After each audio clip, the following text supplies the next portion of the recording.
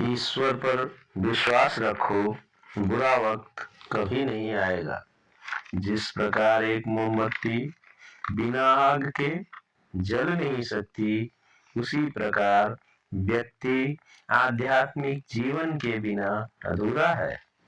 भगवान के दरबार में सभी कर्मों का लेखा जोखा रहता है।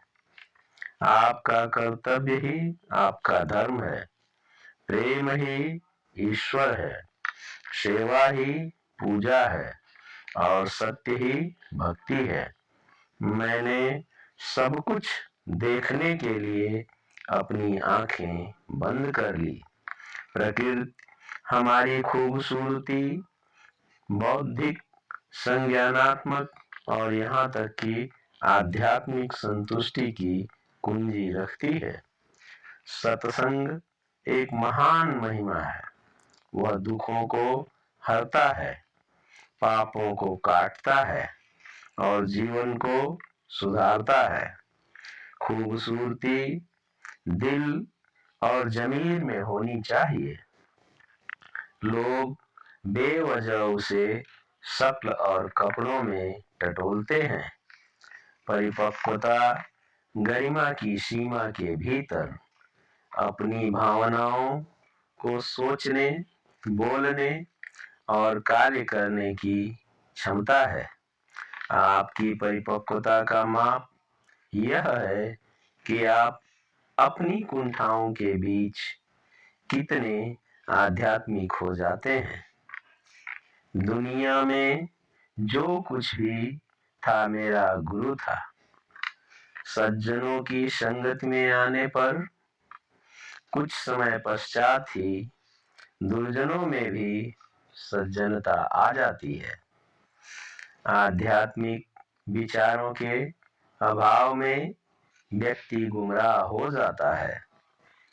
ईश्वर का नाम सभी लेते हैं, परंतु ईश्वर का नाम लेने भर से ईश्वर को पाया नहीं जा सकता। एक बात पानी से सीखी जा सकती है।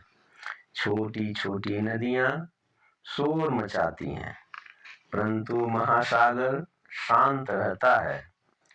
जो वेद और शास्त्र के ग्रंथों को याद कर लेता है, किंतु उनके यथार्थ तत्व को नहीं समझता, उसका वह याद रखना व्यर्थ है। जो बाहर की सुनता है बिखर जाता है, और जो अपने अंदर की सुनता है संवर जाता है। और आध्यात्मिकता अंदर से आती है। सुंदर स्त्री हीरा है, लेकिन नेक स्त्री हीरों का खजाना है। लोग कहते हैं कि पैसा रखो, बुरे वक्त में काम आएगा। मैं कहता हूं कि ईश्वर पर विश्वास रखो, बुरा वक्त कभी नहीं आएगा। मैं यह कभी नहीं देखता कि क्या किया गया है, मैं केवल देखता हूं कि क्या किया जाना बाकी है। दोस्ती हमेशा मेरी आध्यात्मिक यात्रा के मूल में रही है। इंसान बुरा तब बनता है जब वो खुद को दूसरों से ज्यादा अच्छा मानने लग जाता है। जिस दिन हमारा मन परमात्मा को याद करने और उसमें दिलचस्पी लेना शुरू कर देता है, उसी दिन से हमारी परेशानियां भी हम में दिलचस्पी लेना बंद कर देती हैं। शास्त्र अनुसार निंदा सुनने वाला भी उतना ही दोषी है जितना कि निंदा करने वाला। आध्यात्मिकता का मतलब यह नहीं कि आप आंखें बंद करके बैठे रहें, बल्कि सत्कर्म करना ही आध्यात्मिकता है।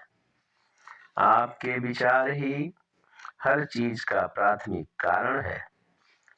चाहे कितनी भी विपत्ति आए, पर सज्जन व्यक्ति अपनी सज्जनता नहीं छोड़ते। इसी सज्जनता से समूचे विश्व का कल्याण होता है।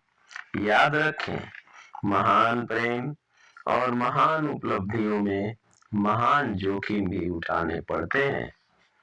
प्रेम मन को नियंत्रित करने का सबसे संतोषजनक तरीका है। भक्ति हमें एकांगी बनाती है। जब यह हमारी सहज प्रेम की भावना को जागृत करती है। खुद पर काबू पा लेना ही मनुष्य की सबसे बड़ी जीत होगी। गुरु, पिता, ज्येष्ठ भ्राता जो धर्म पालन का ज्ञान देते हो, वे सभी पिता समान होते हैं। हमेशा आराम की चाहत में तुम आलसी हो जाते हो। हमेशा पूर्णता की चाहत में तुम क्रोधित हो जाते हो। हमेशा अमीर बनने की चाहत में तुम लालची हो जाते हो। बहुत से लोग भूखे हैं। इसका मतलब यह नहीं कि भोजन की कमी है। ऐसा इसलिए है क्योंकि मानव के दिलों में प्यार और देखभाल की कमी है।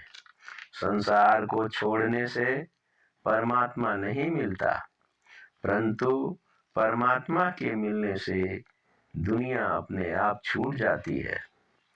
केवल वे लोग जो कुछ भी नहीं बनने के लिए तैयार हैं, वे ही प्रेम कर सकते हैं।